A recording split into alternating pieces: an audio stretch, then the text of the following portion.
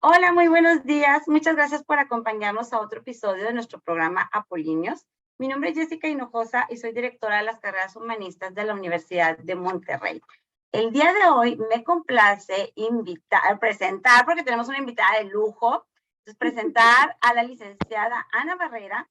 Ella es egresada de la carrera de licenciada en Estudios Humanísticos y Sociales de esta universidad de Monterrey, graduada en el 2001, o sea, una gran trayectoria. Estudió además el Máster Internacional en Desarrollo Rural en la Universidad Politécnica de Madrid.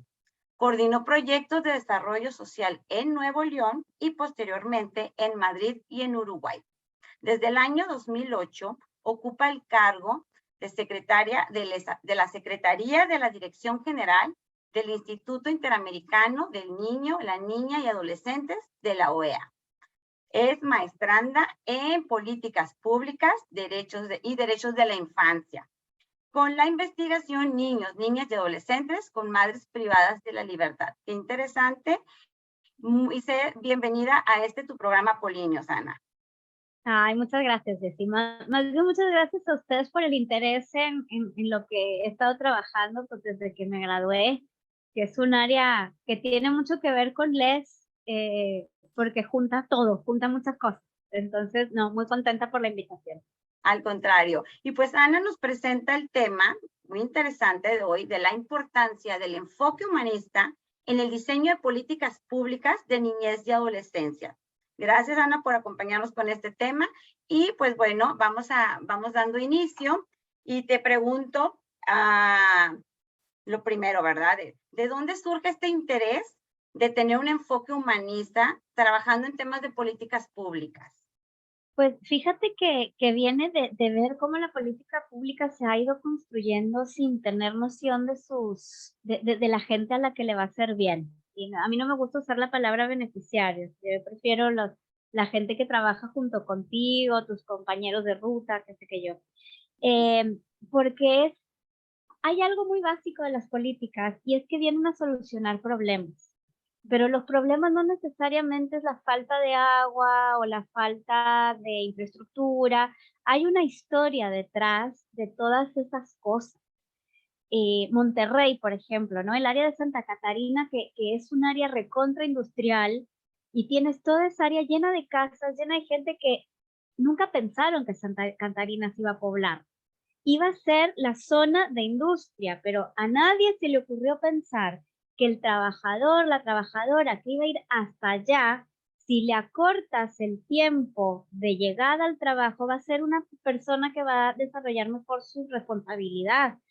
Entonces, a los urbanistas se les ocurrió, vamos a ponerle la casa más cerquita para que pueda ir a trabajar. Y toda esa gente, todos los problemas de Santa Catarina tienen que ver que Santa Catarina se pensó como una zona industrial, no como una zona residencial. Entonces, si tú no tomas en cuenta la historia de los lugares, no les puedes dar lo que necesitan o lo que necesitan para crecer, para evolucionar o para realmente resolver el problema de las personas. Lo mismo pasa con la filosofía.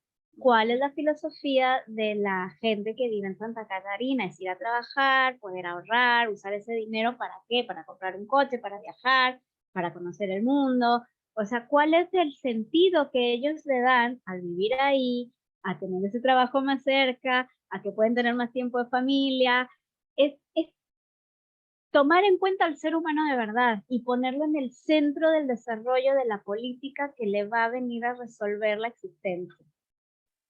Qué importante eso que dices, poner al hombre en el centro. Como a veces se nos olvida, ¿verdad? Porque la creación de políticas públicas está así, bueno, a lo mejor es en México, yo sé que a lo mejor tú lo ves desde Uruguay, y vemos esa parte. Y tú que has trabajado en proyectos de desarrollo social, lo ves, a veces se hace un proyecto sin siquiera pensar a quién se va a beneficiar y de qué manera y cómo. Simplemente el pensar, ay, lanzamos este proyecto o hacemos estas políticas para beneficio, a veces, sin tomar en cuenta ese beneficio, en qué va a beneficiar realmente.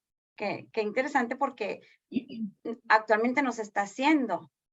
Podríamos Y decir que nos está haciendo. claro, ¿y cuál es el futuro que les quieres dar? Mira, acá en Uruguay me pasó cuando recién llegué a trabajar, trabajaba en un proyecto de educación rural. y una de las escuelas donde se implementaba el proyecto está, no me acuerdo si son 30 o 40 kilómetros de Montevideo, está muy cerquita, o sea, está aquí al ladito. Entonces, claro, la ciudad se ha ido comiendo toda esa zona, o sea, de hecho, a esa zona hay una parte que le dice Montevideo rural. O sea, imagínate, ya dentro de Montevideo, ¿por qué? Porque esa zona fue rural siempre, no es que Montevideo de pronto fue rural, no. Ok. Pasa que la ciudad se comió los campos donde la gente tenía huertas y tenía árboles y tenía hortalizas, tenía invernaderos, que la ciudad se lo comió, porque cuando empiezan a ver cómo puede crecer Montevideo, pensaron que iba a crecer hacia el otro lado. Y Ujú. Montevideo creció para los dos lados. Ok. Entonces, eh, es bien importante y después esa gente, ¿cómo la atiendes? O sea, obviamente una persona que vive en un rancho con vacas y caballos, el servicio urbano no le sirven otras cosas, necesita otras cosas, otro acceso al agua. Entonces, claro, de repente les querían cobrar lo que paga uno acá en la ciudad y Y pues, no, era imposible. pues, Ellos claro. necesitan otra tarifa y lo mismo con la electricidad. Entonces es este tener en cuenta qué es lo que va pasando, es bien importante para que una política se desarrolle con un objetivo claro y realmente resuelva el problema para el cual se pensó. Y eso las humanidades tienen mucho para aportar. Te doy un ejemplo chiquitito. Ese es uno en Montevideo. Ujú. Cuando se puso de moda llevar a África, aunque nos salgamos un poquito de la región, pero fue donde Sí. aprendimos la lección. Cuando empezaron a llevar a África cañerías de agua potable a las pequeñas villas donde había eh, comunidades seminómadas, todo el mundo estaba feliz porque iban a poder tener agua y todo iba a ser más fácil. Y aquí que comunidades en donde nunca hubo problemas de violencia en las familias empezaron a tener problemas y estadísticas de violencia intrafamiliar y contra la mujer altísimas. Wow. ¿Qué estaba pasando? Las mujeres tradicionalmente todas las mañanas salían con los cántaros al río o al lago o al manto de agua que tuvieran más cercano y pasaban todo el día ahí. Era esperable que la mujer se fuera a las 7 de la mañana y volviera a las 11, 12 de la mañana con agua. El Y agua. ahora le quedaba enfrente la llave. Entonces, ¿dónde estaba esa mujer todo el día? ¿Por Ujú. qué se fue con la amiga? ¿Por qué está ahí? Los niños lo mismo, ¿por qué estás llegando mojado? Porque claro, están acostumbrados a que el niño se secaba de regreso. Entonces llegaba a la casa mojado. Y son todos esos detalles que muchas veces no se toman en cuenta cuando se piensa en políticas para el desarrollo o incluso políticas de derechos humanos. Hay que Increíble. ser sumamente cautelosos como, con cómo diseñas la política si no tienes en cuenta la filosofía del lugar a donde vas a estar, la idiosincrasia, la historia de ese lugar y un montón de otras cuestiones que las humanidades te ayudan a discernir y te ayudan también a comprender por qué una política puede o no funcionar.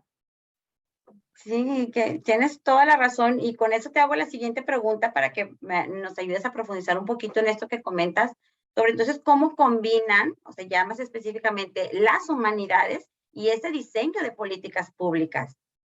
Mira, yo te hablo desde la experiencia Sí, con el tema claro. que estamos trabajando de madres privadas de libertad. En América Latina, los índices de mujeres privadas de libertad están aumentando muchísimo a pasos acelerados y no estaban entendiendo por qué. O sea, los números nos hablaban de mujeres que se involucraban en delitos menores, pero no estaban yendo hacia atrás a tratar de entender por qué. Entonces, y esto viene de la mano del feminismo, ¿no? O sea, muchos movimientos feministas empezaron a preocuparse porque había tantas mujeres que se estaban privando de libertad. Ujú. Empiezan a ver, y la gran mayoría son madres solas. O sea, eso no quiere decir que sean solteras. Ujú. Son madres que están solas, ya sea porque el padre de los chiquilines está preso también, Okay. o porque se fue, porque migró, o sí porque hubo un abandono. O sea, pero la cuestión es que no es que estén del todo solteras, simplemente están solas. O sea, no tienen una red de apoyo que las acompañe. y han encontrado en delitos menores y delitos menores relacionados con drogas un trabajo que es un trabajo fácil, de dinero pronto, que no pone en riesgo el tiempo que ellas como madres le dedican a sus hijos e hijas. Entonces, ¿cuál es el problema? El problema no es que el crimen organizado las esté devorando, algo de verdad tiene, pero la realidad es que el mercado laboral no les está dando una cobertura a sus necesidades. Pues el mercado laboral no está considerando que una madre sola no puede tener un horario de 7 a 6. Necesita tener un horario que acompase el horario escolar. Exacto. O la escuela acompasar con horarios extendidos. Pero todo ese análisis no lo puedes hacer si no te metes a la historia de vida de esas mujeres. ¿Qué es lo que les está, por qué terminaron cayendo ahí? Y a partir de ese problema, digamos, muchos estados han tratado de ver cómo pueden solucionar. Hay unos que están apostando a privación de libertad mínima, o sea, les dan unos cuantos meses, pero claro, siguen siendo meses que esos niños quedan medio en mando. Otros están pensando en prisión domiciliaria, que también tiene su cuestión, o sea, no es tan sencillo, porque es una mujer que no puede salir de su casa. Entonces, ¿quién lleva al niño al doctor? ¿Quién lo lleva a la escuela? ¿Quién va a hacer la compra? O sea, son tantos los detalles que solamente con un enfoque bien centrado en el ser humano logras diseñar. Y es muy difícil, porque además quienes están detrás del diseño de política piensan en resultados rápidos, o sea, el resultado a mediano plazo los puede llegar a convencer, pero es una política de largo. Y es ahí en donde también las humanidades, a través de mucho trabajo, de ir cambiando el chip de la sociedad, es que puedes ir encontrando ese lugar o ese espacio de discusión, ¿no? El diálogo que está tan de moda, es ahí. Tan de moda, pero que sea real, ¿verdad? Como dices, tan de moda, Exacto. pero real. Bueno, y bueno, hablando un poquito de estas necesidades de la mujer y pues de sus hijos, ¿verdad? ¿Cómo que podemos decir en ser o en realizar específicamente políticas públicas de niños, niñas y adolescentes? ¿Qué nos puedes decir sobre eso, Ana? Bueno, ahí hay un montón de experiencias muy, muy lindas y muy enriquecedoras. Hay una que está como en punta de caramelo, dijéramos, que es todo el acceso a Internet. La pandemia nos enseñó que sin Internet es muy difícil seguir relacionándote con el mundo. No solamente por temas personales, pero también por temas escolares, profesionales, etc. Entonces, los niños han estado muy expuestos a Internet. Sí. Y lo primero que uno piensa es la pantalla. Qué horrible la pantalla, los ojos, los vamos a dejar a todos ciegos. Sí, pero hay algo más, es el tiempo del niño en Internet que no está con su familia, el tiempo del niño que está conociendo a otras personas por Internet y todos los riesgos que esto trae. Entonces, ¿qué camino tomas? Desde la prohibición, es difícil porque no le puedes prohibir, porque tiene que hacer la tarea, la tiene que entregar, la tiene que subir. Enséñale a defenderse online. Entonces, enséñale que hay información que no puede compartir, aunque sea su mejor amigo. O sea, tú no le puedes decir a alguien dónde vives, por ejemplo. Claro. No puedes mandar una foto. Está mal que te pidan una foto, ¿no? Sobre todo a las niñas, especialmente, ¿no? Pensando en el enfoque de género. Y a raíz de esto hemos encontrado que los propios niños y niñas piden opinar en esas cosas que les afectan. Entonces es un tema en donde también los tienes que involucrar, porque finalmente la política es para ellos.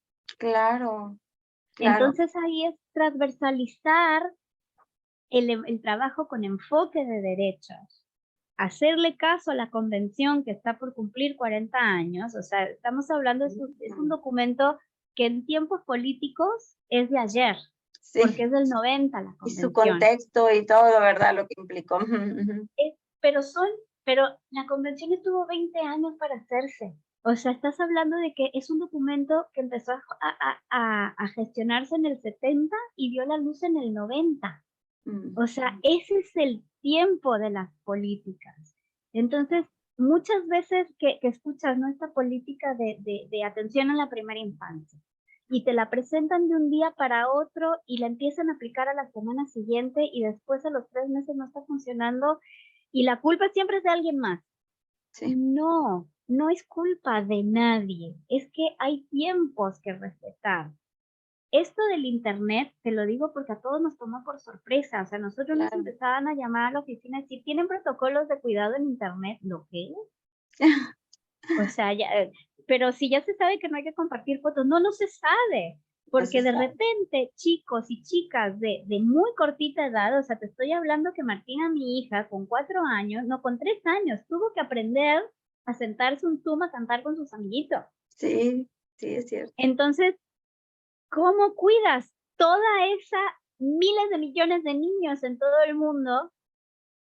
No los puedes prohibir. Y ahí es en donde están las humanidades. O sea, tú no puedes partir de una idea arcaica en donde yo soy tu padre y lo único que funciona en este hogar es lo que te digo yo. La autoridad. Ujú, ujú, Los ¿verdad? niños exigen también participar de esas decisiones. Y Excelente. entre más los vamos haciendo parte del diseño, ¿no? Que ahí tienes que ver con tiene que ver con educación, tiene que ver con psicología, tiene que ver con historia también, porque hay países en donde la historia de la infancia no es linda, ¿no? Por ejemplo, en Paraguay, cuando una de la gran guerra del Paraguay, eh, la población se empezó a feminizar por la cantidad de hombres que se iban a la guerra y que morían en la guerra, y el ejército empezó a llamar a los niños. De hecho, el Día del Niño en Paraguay es uno de los días que tienen que ver con una batalla en donde participaron niños. Oh, Entonces, no es fácil. O sea, no, el 30 sí, de abril en México, que ya se acerca nomás, y es horrible lo que voy a decir y todo, perdón, pero yo misma no sé por qué se celebra el 30 de abril. ¿Qué tiene que ver qué pasó el 30 de abril para celebrar a los niños ese día? Me sí, extendí, me fui por las ramas, pero para volver a concretar, si tú no pones al niño en el centro de una política, esa política va a ser difícil que beneficie al niño o a la niña en particular. Nosotros, con todo lo que tiene que ver el acceso a Internet, fue tan importante el trabajo que se hizo a nivel local que el Comité de los Derechos de Niños lo tomó para poder hacer una recomendación sobre el enfoque y cuidado de derechos en online. O sea, a ese grado puede llegar la importancia de realmente poner en el centro de tu política a la persona que vas a beneficiar y considerarla en su dimensión integral, como un ser pensante, como un ser sintiente, como una persona. claro, y como tú dices, ¿verdad? Un LES tiene precisamente esa visión por los Sí, conocimientos filosóficos, sociológicos, históricos. Entonces, qué importancia decir, el humanismo va de la mano con las políticas públicas, porque es como podría haber ese beneficio hacia lo que se piensa lograr o proponer, ¿verdad? Anita, lamentablemente el tiempo ya se nos ha terminado. Podemos seguir hablando, muy padre de esto, pero pues tenemos que dar por terminado el programa, no sin antes agradecerte inmensamente tu participación, tu tiempo, el compartir tus conocimientos y extenderte una nueva invitación para que podamos seguir extendiendo este tema tan importante que al final todos estamos involucrados, ¿verdad? Nosotros como persona, niños, adolescentes, o sea, somos una comunidad y también algo que, pues, que se trabaja mucho desde el humanismo es ese beneficiar o a lo mejor no con el término, como dices, que no me gusta tanto ese término que comentaste, pero bueno, ese apoyar al ser humano y que seamos una sí. mejor sociedad, definitivamente. Nada, Entonces, muchas gracias a ti. Y contrario, bueno, LES es aplicable a todas las áreas de la vida. No, no hay que tener miedo de estudiar LES. Les van a seguir diciendo que no van a tener trabajo de nada. Sí van a encontrar trabajos, sí van a encontrar trabajos importantes. Y dejamos para otro momento por qué en Monterrey les dicen que no van a tener trabajo si estudian humanidades, que también hay una claro. razón histórica para eso. Ay, excelente. Entonces ya te tenemos amarrada con ese tema, ¿sí? Bueno, pues nuevamente gracias por tu participación y tu tiempo. Y pues damos por terminado el programa. Muchas gracias a quienes nos acompañaron en este episodio. Gracias, nos vemos la otra semana. Bye, bye. Bye.